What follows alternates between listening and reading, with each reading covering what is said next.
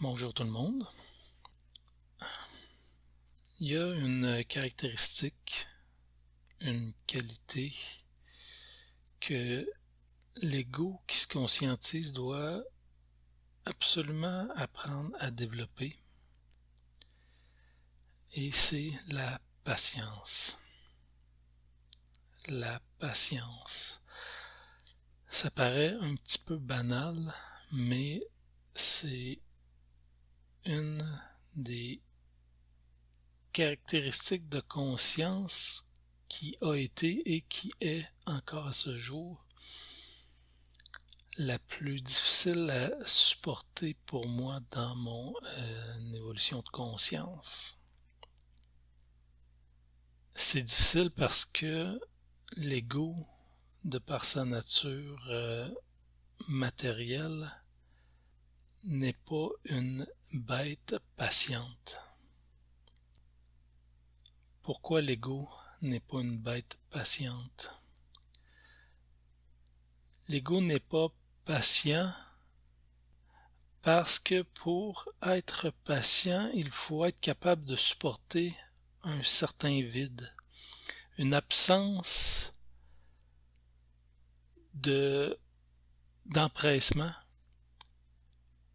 une absence de poussée, une absence de fuite vers l'avant qui nous habite naturellement parce qu'alimenté par les forces inférieures de notre conscience à l'intérieur même de notre psyché.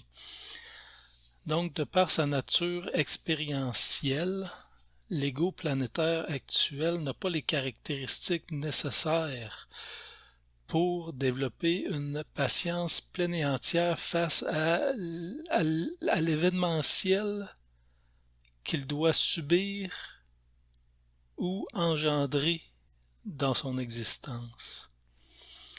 N'ayant pas les caractéristiques nécessaires pour supporter le vide qui l'aidera à développer sa patience, il doit apprendre à le développer, les développer. Donc, c'est bien beau de dire que l'ego n'a pas les caractéristiques expérimentales, expérientielles,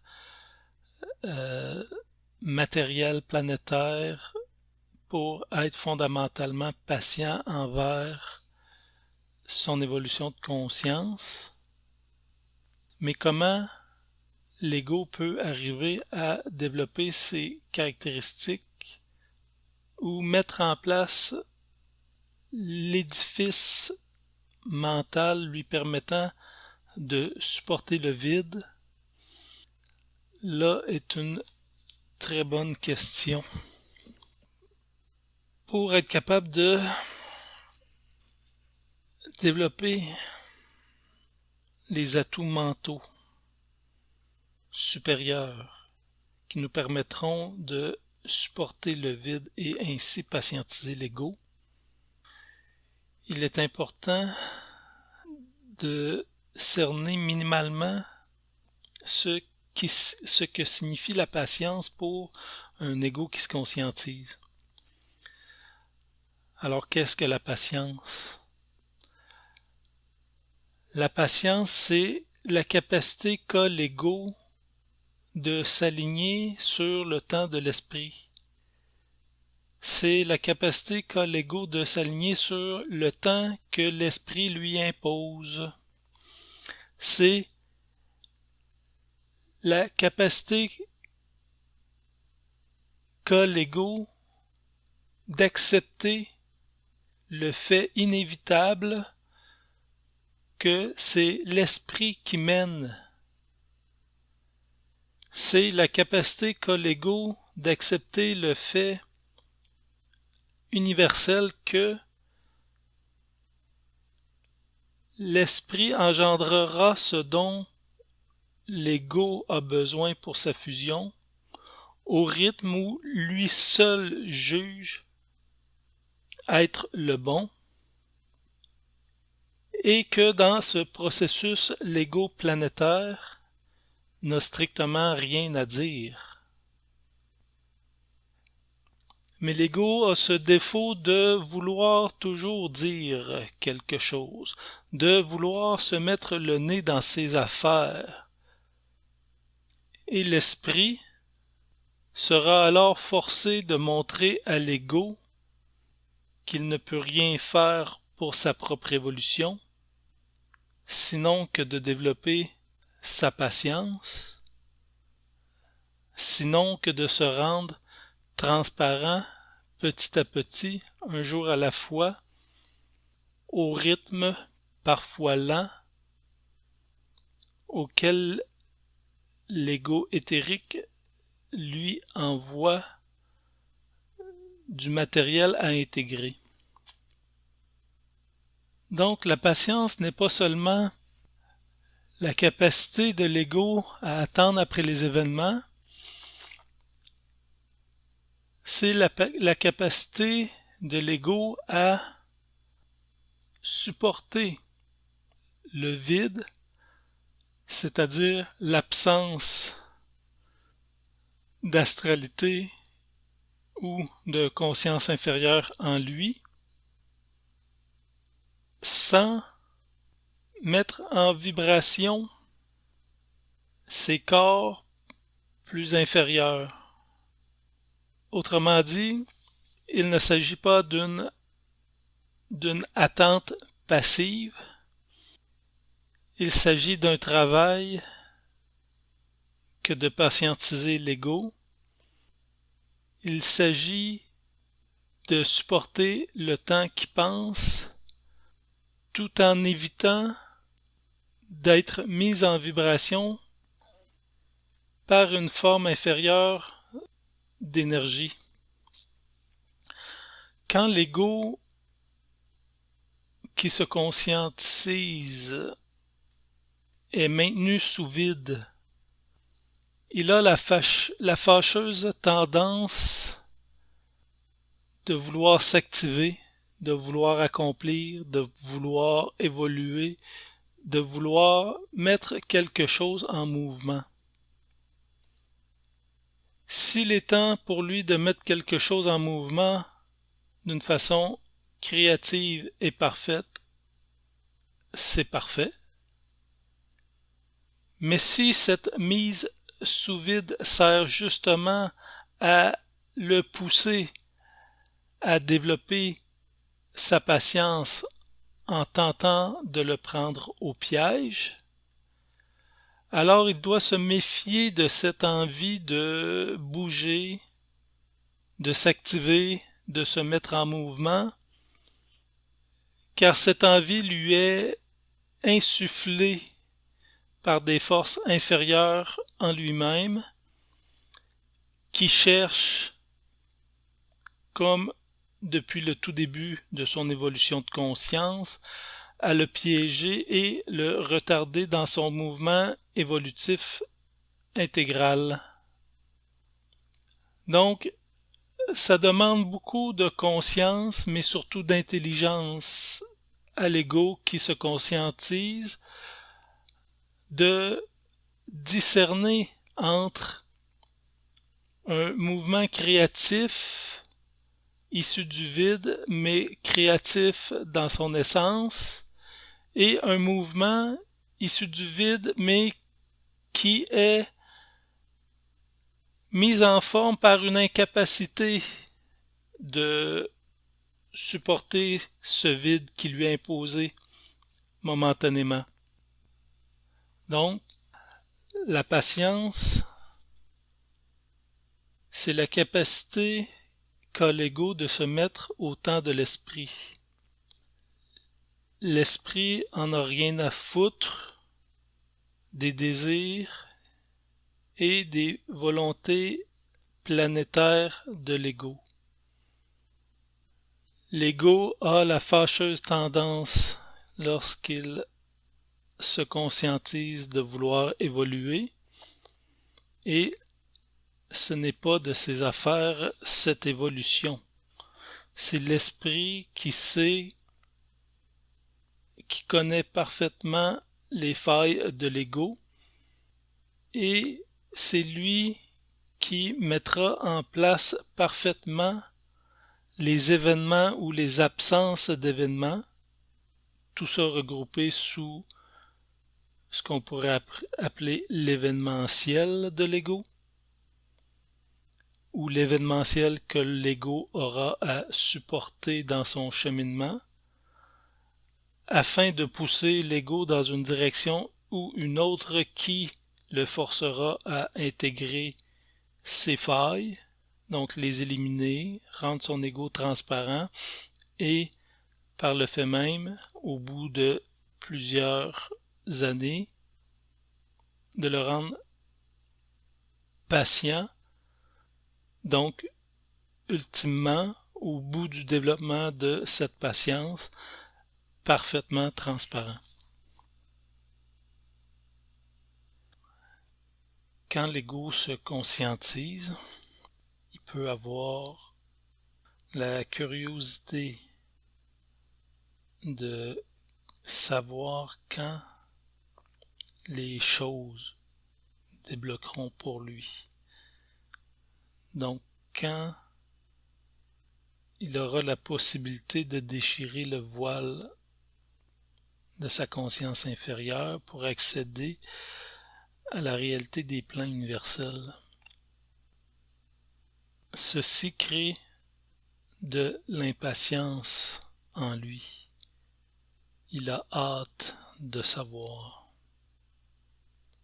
Il y a un piège dans cette envie de savoir.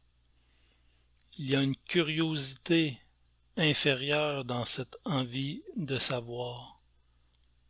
Et l'ego doit comprendre comment son expérience individuelle est rattachée à l'événementiel de toute la planète. Alors, pourquoi cette impatience à vouloir savoir et comment l'expérience de l'ego qui se conscientise est intriquée dans l'événementiel de la planète?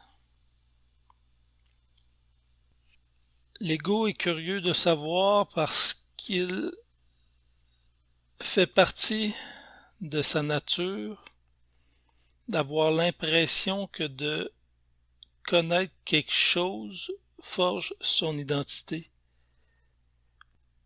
Il est absolument inutile dans un point quelconque dans le temps à un ego parfaitement intelligent de savoir quoi que ce soit.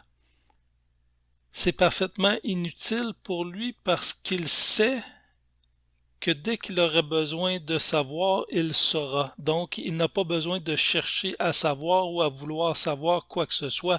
Le savoir fait partie de lui et il saura quand le besoin se fera sentir de savoir. Donc, la curiosité face au savoir, la fascination face au savoir, la volonté ou plutôt même le désir de savoir fait partie des élans inférieurs de l'ego qu'il doit apprendre à maîtriser, à mettre en cage et acheter aux poubelles. L'ego n'a pas besoin de savoir quoi que ce soit à un moment quelconque. Il a seulement besoin de savoir ce qu'il a à savoir au moment où il a besoin de le savoir. Mais c'est difficile pour l'ego d'accepter ou d'intégrer ce fait et ça participe de son impatience qu'il doit maîtriser et ça fait partie des aspects qu'il doit rendre transparent à l'intérieur de lui-même avant justement d'accéder à ce savoir. Et pourquoi l'expérience de l'ego est-elle intriquée dans l'événementiel de la planète? La réponse à cette question peut être évidemment simple ou complexe. Simplement, c'est que l'homme, le réel, et sa planète sont indissociables. Ce n'est au final évidemment qu'une seule et même chose. Donc, l'évolution de l'homme ne peut être plus rapide que l'évolution de la planète et les événements planétaires entraînent à leur suite l'évolution de l'homme. Évidemment, dans ces processus, il y a des différenciations individuelles, mais ça ne change en rien le fait que l'homme est lié à l'évolution de sa planète. Donc, si l'ego qui se conscientise est obligé de patienter longtemps avant d'atteindre certains stades de sa fusion, non seulement ça fait partie de son expérience personnelle, mais c'est aussi causé par le fait qu'il doit attendre les événements de la planète. C'est quoi le rôle de cette phase de patientisation de l'ego? Le rôle de cette phase, comme le rôle de toutes les autres phases, c'est de permettre à l'énergie supérieure de l'homme de s'intégrer parfaitement à ses corps inférieurs. La patientisation de l'ego permet à l'ego planétaire de prendre conscience des traces de plus en plus subtiles des résidus qui restent à l'intérieur de lui, le force à les regarder en face et à les éliminer.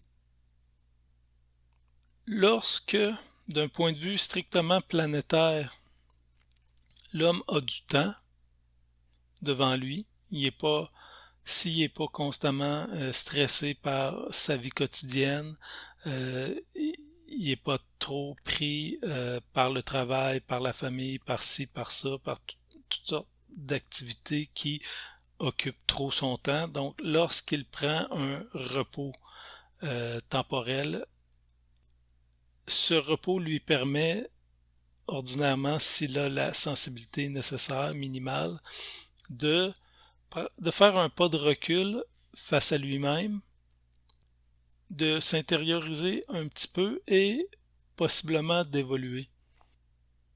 C'est un peu le même principe dans sa vie mentale. Au début, quand l'ego se conscientise, il a une espèce d'hyperactivité mentale. Okay? Il intègre ces aspects-là du mieux qu'il peut quand il se présente. Mais après plusieurs années, cette activité, évidemment, devient de plus en plus ténue, de plus en plus tranquille, de plus en plus espacée. Et ces espaces mentaux-là qui s'installent graduellement commencent à construire le vide dont nous parlions tout à l'heure. Et ces vides, justement, lui donnent le temps de voir les aspects plus subtils, plus cachés, plus voilés, qui se cachent en lui. Donc, dans ce qui lui apparaît comme étant être le vide au départ, il se rendra compte que le vide contient encore des aspérités, de la pollution, et il pourra s'affairer à les éliminer. Et il atteindra un autre niveau de vide et remarquera encore que ce vide n'était pas tout à fait vide. Et il s'attardera à éliminer ce qui reste graduellement. Donc, de forcer l'ego à patienter dans son processus d'évolution de conscience est un outil qu'utilise l'esprit, comme il a été dit tantôt, pour s'intégrer de plus en plus parfaitement au corps inférieur de l'homme. Évidemment, ça ne fait pas l'affaire de l'homme planétaire. C'est difficile, c'est ardu, ça lui donne envie de bouger, ça lui donne envie d'avoir de la stimulation. Mais s'il parvient à éviter ces pièges, il sentira un rapprochement entre lui et l'esprit en lui, et ce rapprochement sera évidemment payant sur le long terme. Donc la patience est un aspect crucial à développer. L'ego ne sera jamais assez patient, mais qu'il le veuille ou non, c'est un outil qui est utilisé dans le but de le pousser plus loin dans son processus de fusion.